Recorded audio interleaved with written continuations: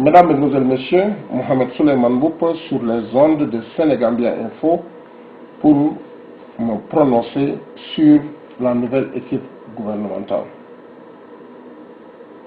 Aujourd'hui, c'est ma deuxième sortie à cet effet, ce qui va me permettre sans tarder de vous expliquer comment il était facile de réduire ce nombre pléthorique de 25 à 15 membres de gouvernement, qui sera une équipe très efficace et dynamique. La manière dont on aurait procédé serait de créer des méga-ministères. Et je vais entrer tout à l'heure dans les détails. Je pense personnellement que le ministère de l'économie et des finances pourrait en même temps se charger du budget. Le ministère de la santé, de l'action sociale pourrait engloutir le département des femmes, de la promotion humaine et des enfants. Le ministère de l'agriculture et le développement rural pourrait se charger de la pêche, de l'élevage et de la protection de la nature. Le ministère du commerce, de l'artisanat et de l'industrie, qui est déjà un méga-ministère, aura à côté de lui un ministère de l'énergie et des mines, et ce ministère se chargera de l'hydraulique, de l'assainissement. Et ensuite créer un méga-ministère de la communication et des télécommunications qui aura un département efficace qui va se charger des transports terrestres, maritimes, ferroviaires et aériens. Le ministère de la Jeunesse et des Sports pouvait en même temps cumuler la culture, ce qui a toujours été le cas. Créer un ministère à part du tourisme et de l'artisanat. Et ensuite avoir un ministère de l'éducation nationale tout court. Et le ministère de l'éducation nationale aura un département du supérieur, un département de l'élémentaire et du secondaire et un département affecté à la formation professionnelle. Et ensuite avoir un bon ministère de l'emploi et de la fonction publique. Le ministère de l'Intérieur aussi sera un méga-ministère qui va se charger de l'administration territoriale et des collectivités locales, ce qui réduirait le nombre pléthorique de 25 à 15. Et j'attends que quelqu'un me dise comment ce rétrécissement ne pouvait pas être fait.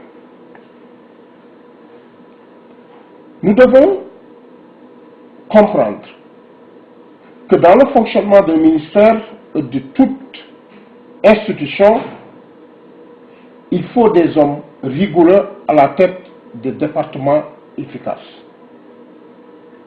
Et le ministère de tutelle se chargera de faire une coordination quotidienne de toutes les activités de son ministère avec un bon département de communication.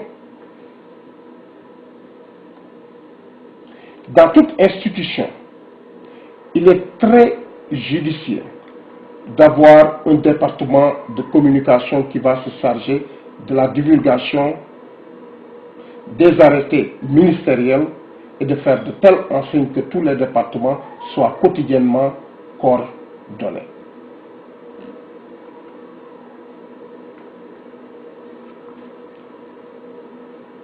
Ce qui va permettre à l'État d'économiser encore des sous et d'avoir aussi une représentativité dans tous les secteurs de la vie dont le ministère est chargé de surveiller ou de superviser.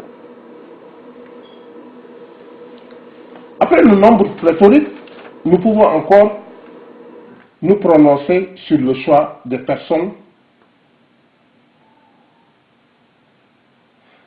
Nous n'entendons pas en tant que journalistes critiquer directement la personne qui a été nommée, mais quand même, il y a des critères d'éligibilité pour un ministère de la République d'une nation comme le Sénégal. Il est inconcevable à mon niveau que le président Macky Sall nomme un ministre qui n'a même pas le niveau du certificat d'études primaires. C'est inconcevable. D'autant plus que le français, le maniement de la langue française sera un outil extrêmement important pour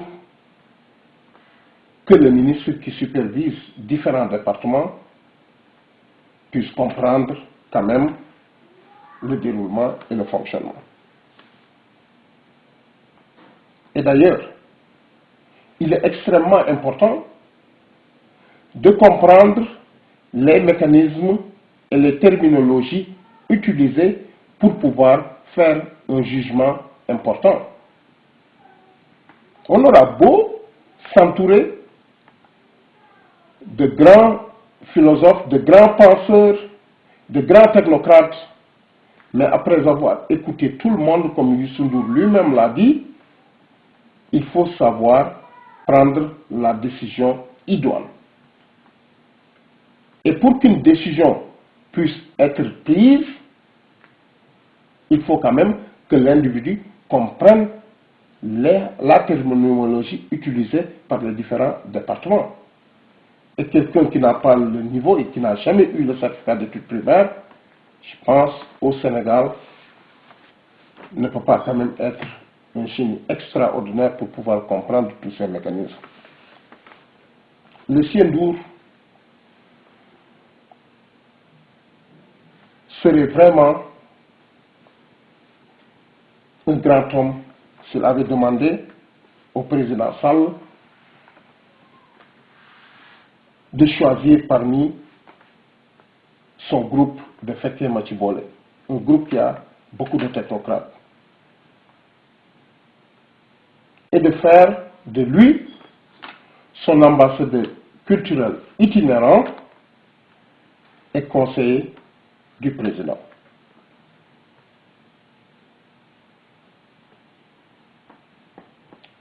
Certaines personnes aussi qui ont fait leur entrée dans le gouvernement, en l'occurrence de Aminata Mbengue Ndiaye du Parti Socialiste et de Matassi Diallo de l'AFP, révèlent une maladresse aussi de la part du chef de l'État et du chef du gouvernement. Cette année, l'attente des populations sénégalaises qui se sont battues dans les rues de Dakar, qui n'ont ménagé aucun effort pour faire partir le gouvernement de Abdoulaye Wade, s'attendait quand même à de nouvelles têtes, comme ça a été le cas dans certains départements.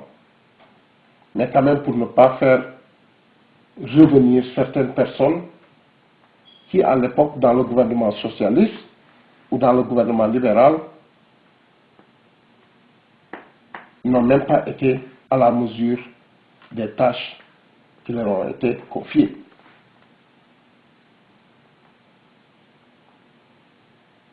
Après le choix des hommes, dans le déroulement et dans le fonctionnement des ministères, le président de la République avec les chefs du gouvernement doivent s'atteler sans tarder à la réduction systématique des missions diplomatiques à l'étranger, comme d'ailleurs le président l'a mentionné dans son allocution de prestation de serment. Réduire aussi les voyages d'affaires ou gouvernementaux à l'étranger. Utiliser ces mêmes mission à l'étranger pour représenter quand même le gouvernement sénégalais dans les organisations internationales ou dans n'importe quel forum qui sera organisé au niveau de l'étranger. Ce qui n'est pas impossible dans la mesure où des grandes nations, comme les États-Unis ou certains pays américains ou certains pays européens, autant pour moi, procèdent ainsi. Premièrement, ça va permettre au gouvernement sénégalais d'économiser des titres de voyage, d'hébergement et de per diem. Cet outil est tellement efficace que combiné avec la réduction systématique du gouvernement, la compression, je dirais, du gouvernement de 25 à 15 membres, permettrait au gouvernement sénégalais d'économiser plus de 680 milliards de francs CFA par année.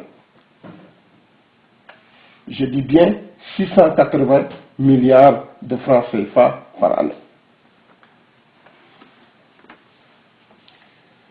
L'heure est à la mobilisation et au respect des institutions, comme d'ailleurs l'a dit et promis le ministre Aminata Touré, Madame la ministre, qui a dit que l'impunité sera éduquée au niveau du système judiciaire. Ce qui me permettra aussi de demander au président de la République de réviser systématiquement le système judiciaire du Sénégal et de se débarrasser de certains magistrats qui sont extrêmement corrompus. L'impunité ne saurait jamais être